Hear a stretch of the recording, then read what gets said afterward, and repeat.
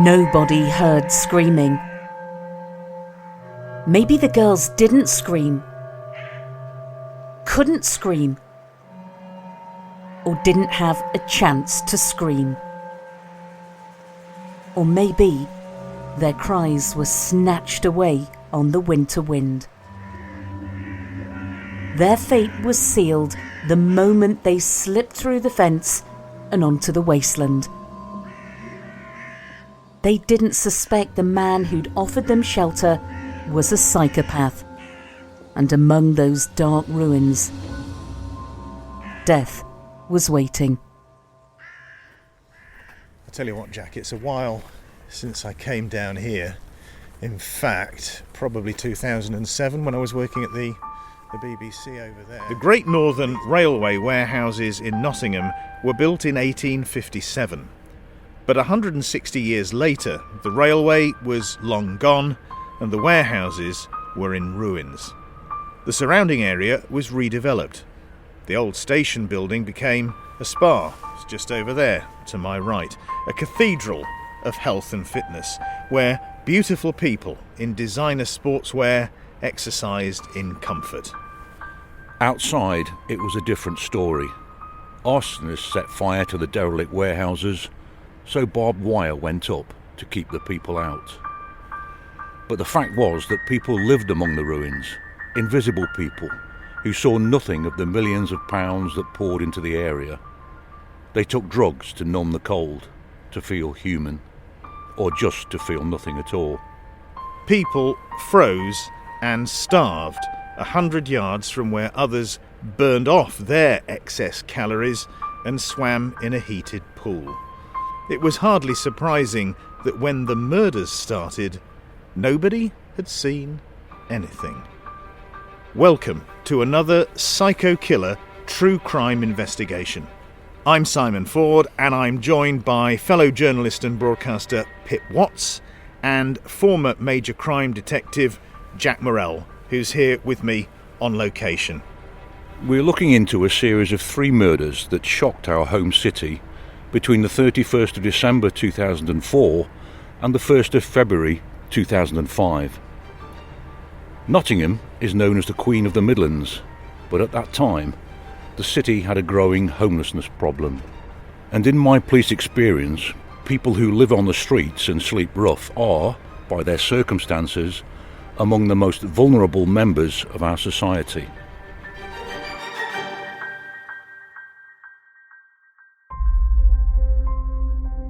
Katie-Baxter was 18, but she'd already seen more of the world than most kids from the village of Cockgrave, a village south of Nottingham.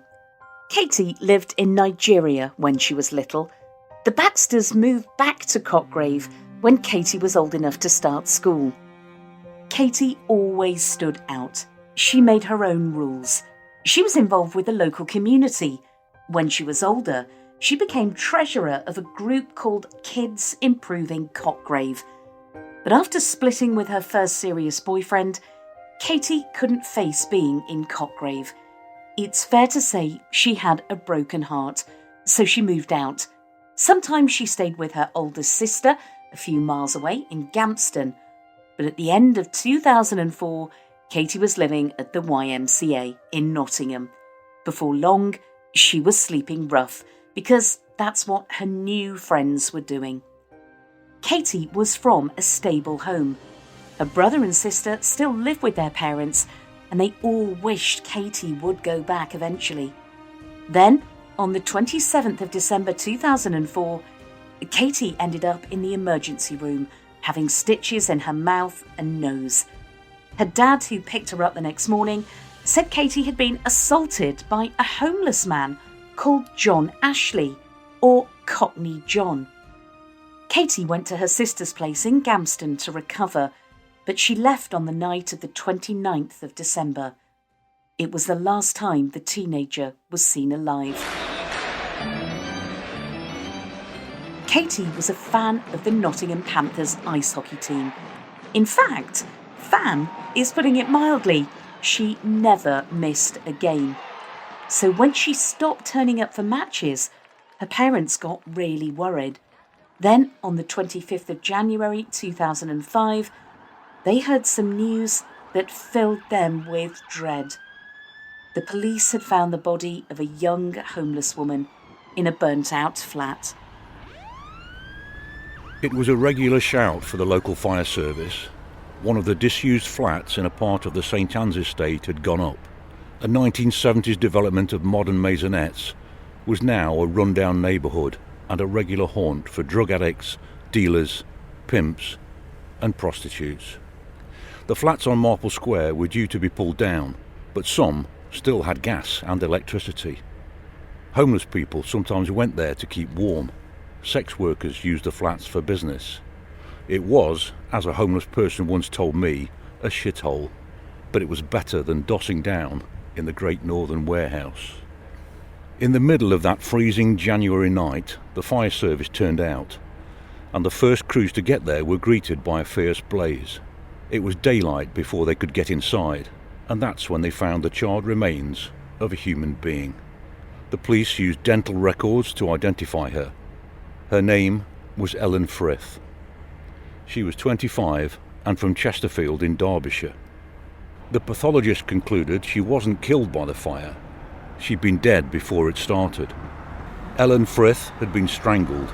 Her killer started the fire to cover up her murder. Ellen's story was depressingly familiar, wasn't it, Jack? She came from a stable home, but she'd started smoking dope when she was at secondary school. Ellen developed cannabis psychosis, which means she heard voices saying her parents were going to kill her, among other things. So, age 17, she ran away from home and into the arms of a gang of lads who were using much stronger drugs. Soon, Ellen was too, and it was downhill from there, crashing at her mates, begging for change, petty crime, selling sex, dossing in shop doorways, never staying in one place for long. Her dad said he tried everything to make her stop using, but it was hopeless. He last saw Ellen on New Year's Eve 2004. Less than a month later, she was dead. It didn't take long to discover Ellen's identity or to track down the people who used that flat as a squat. We made inquiries with the homeless community, and the same two names kept turning up. John Ashley, the bloke blamed for putting Katie-Baxter in hospital, and another man they called Reds. His real name was Mark Martin, and the more we dug, the more stones we turned over about Mark Martin. He was described as having a controlling influence over those addicts and rough sleepers. He was also described as extremely violent. There was little doubt in our minds. We were looking for a sadistic psychopath. Mark Martin was 24. He grew up in Ilkeston, west of Nottingham, and was bullied at school because he had a birthmark under his left eye. That's how he got the nickname Reds. Martin turned into an aggressive teenager, prone to violent outbursts. Before long, he had a criminal record for burglary, common assault, threatening behaviour, possession of an offensive weapon, and attempted robbery. The death of his father might have had something to do with the change in his behaviour. He wrote to his probation officer in 2002, "I was so sweet and nice until my dad died. Now I'm evil. How long until I kill? It could be a lady, pets, anything." That same year, 2002, Martin's wife was pregnant with their son.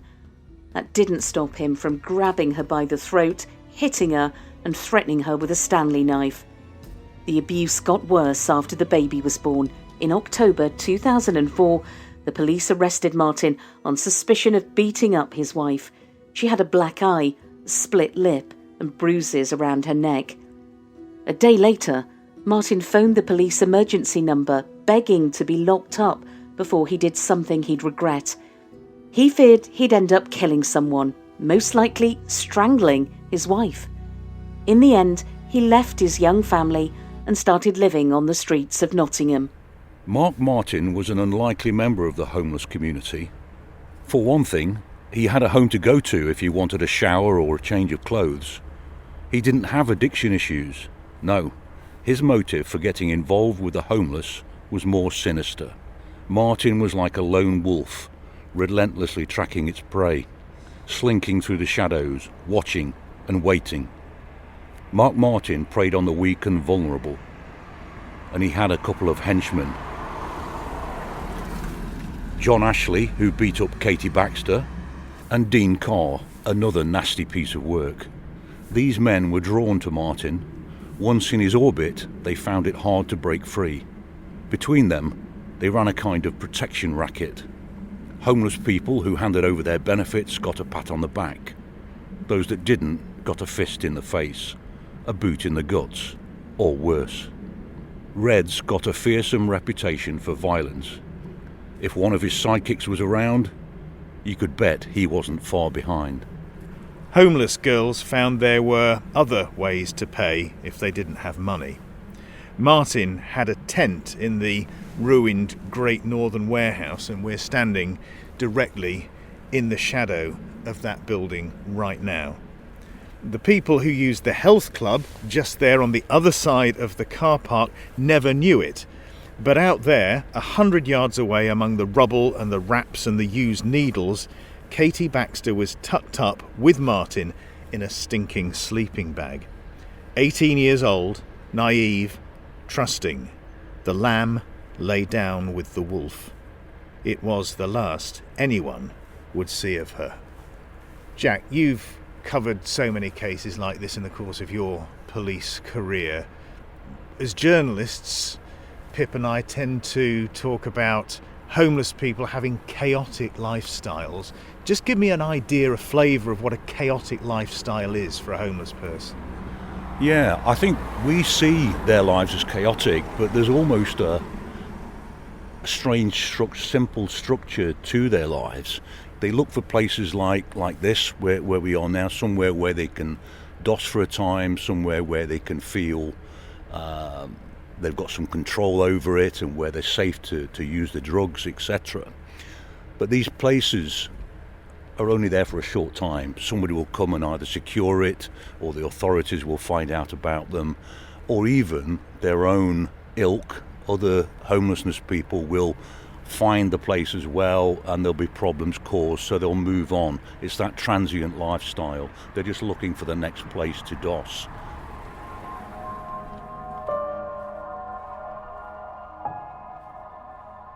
The same was true of Zoe-Pennick. Zoe was 26 and from Derby.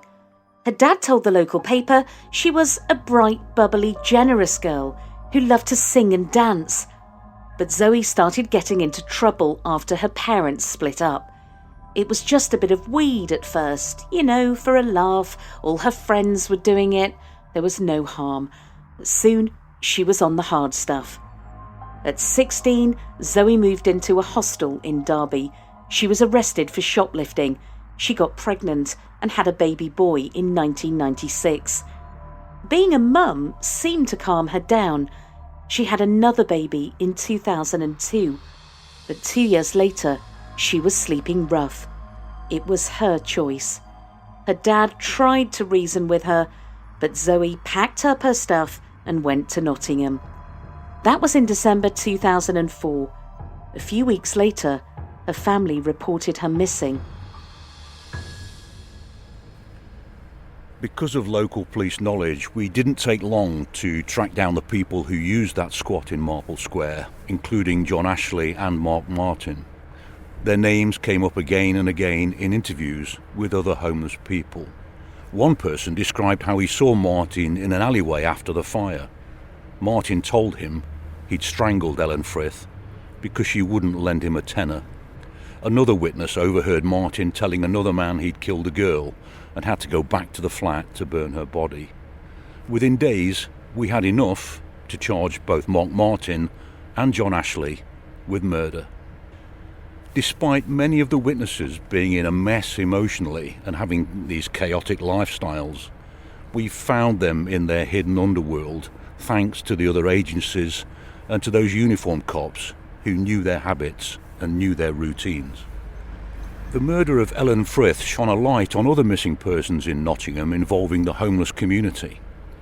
The word on the street was that Ellen wasn't the only victim. The senior investigating officer, Detective Superintendent Kevin Flint, told the Nottingham Evening Post, "We looked at individuals who associated with ellen-frith, talking to them, and literally hundreds of others from the homeless community. They themselves spoke to us about the two girls. Within a few days, we had Christian names and started to build on that." Katie had last been seen at her sister's house in Gamston on December the 29th, and Zoe was last seen alive in Nottingham city centre on New Year's Eve. Martin's lair in the ruined warehouse was notorious among Nottingham's homeless. Forensic teams picked their way through the rubble and rubbish, the foil wraps, the needles and the scorched spoons. They were helped by rescue teams with dogs trained to detect people buried under the rubble of earthquakes. On this occasion, there was little chance of finding anyone alive. On the 1st of February 2005, they found the remains of Katie-Baxter near an old wall heater. Her body was hidden under soil, bricks and foliage, and there was a lump of charred wood nearby. Had Martin tried to burn her remains, as he'd done with ellen-frith's? The scene was recorded and the body was removed for a post-mortem examination. The police continued combing the area. Divers searched the nearby canal. 2 days after Valentine's Day, they found Zoe-Pennick. Like Katie, she was in a shallow grave with bricks and debris piled on top. There was more burnt wood too. Another botched cremation? The prosecution case against Mark Martin and his cronies grew stronger with every passing day. Nevertheless, the murders posed unique problems for Nottinghamshire police. Police had established that Katie, Zoe and Ellen had been strangled. Officers had to disentangle several deaths and several suspects. At its height, the investigation had 40 dedicated officers taking hundreds of statements. The case was being built against Martin and his accomplices, but the task was complicated by the roving lifestyle of those witnesses. I should add that whilst it was difficult to trace these people, many were rough sleepers, the assistance of the uniformed officers was invaluable. They knew the latest places that these people were using: the squats, the quiet corners of car parks and backs of restaurants. Getting the evidence into a statement was one thing, but keeping track of these people was another. They would be needed in the future at the trial to ensure that justice was done. Also, because the bodies of Katie and Zoe were so badly decomposed, the case relied on pathology and forensic science. Detective Superintendent Kevin Flint explained, "It's not a simple process to recover a body from a grave such as that. It takes scientific, pathology and other specialist support and advice to make sure it's done correctly, to preserve all the evidence. It's a delicate process."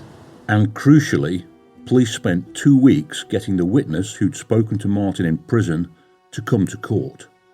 Eventually, under high security, he gave his evidence.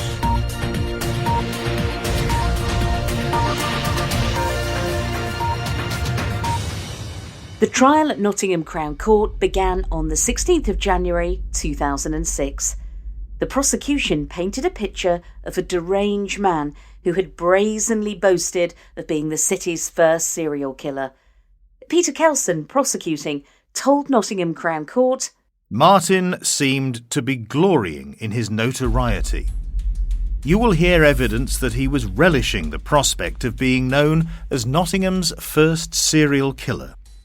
He seems to have a fascination with violence towards women, with the crimes he committed, and with the suffering his victims endured."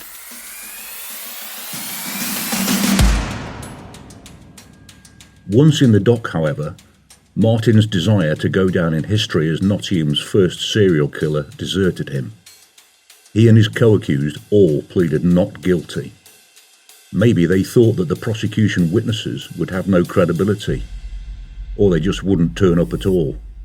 It was no secret from jurors that many of the witnesses had alcohol and drug problems. Even so, Most of the 20 to 30 witnesses turned up at court and spoke with clarity and conviction. The refreshing thing about these people is that they tell it how it is. They don't look for the right words. They don't gloss over anything. Sure, their memory for dates and finer details can be blurred because of their intoxicated haze, but they tell their story in a refreshingly matter-of-fact way, and they often come across more reliable because of it. On February the 24th, the jury returned its verdicts on Martin and his co-accused after more than 21 hours of deliberation. Dean-Carr, 30, of no fixed address, was found guilty of the murder of ellen-frith. He was jailed for life, with a minimum tariff of 14 years, before being considered for parole. John Ashley, 34, of no fixed address, was found guilty of the murders of Katie-Baxter and ellen-frith, but was cleared of murdering Zoe-Pennick. He was given life and was told he would serve at least 25 years. And Mark Martin, 26, of no fixed address, was found guilty of the murders of Katie-Baxter, Zoe-Pennick and ellen-frith. He was sentenced to life in prison. He's one of the 61 prisoners in England and Wales serving a whole-life-tariff, meaning he has no chance of being released. Mark Martin is a psychopath, a parasite who exploited some of the most vulnerable people in society. And for that, he'll die behind bars. Here we are, look, this is the part that's under development. Look at that, it's amazing, isn't it? They put up the crane and then they build the concrete structure which eventually becomes plans to redevelop the area between Great Northern Close and Manvers Street in Nottingham have, as we well know, Jack, come and gone over the years.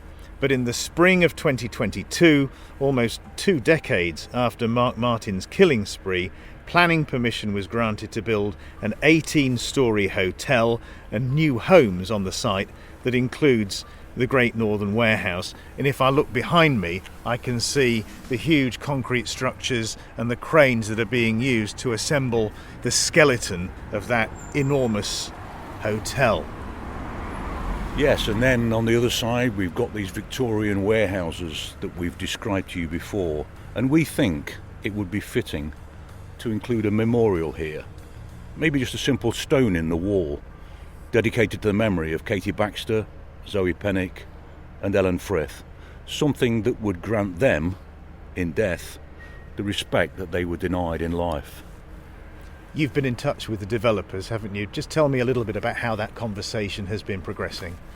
Yeah, the developers are receptive to the idea, and obviously it would need some sensitive conversations with the families of those girls, but maybe, and hopefully, it's something that can be achieved.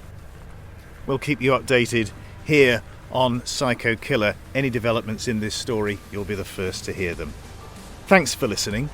Right now, it's time to say goodbye from me and from Jack outside the Great Northern Railway warehouses here in Nottingham. Please stay safe until we meet again for another Psycho Killer true crime investigation.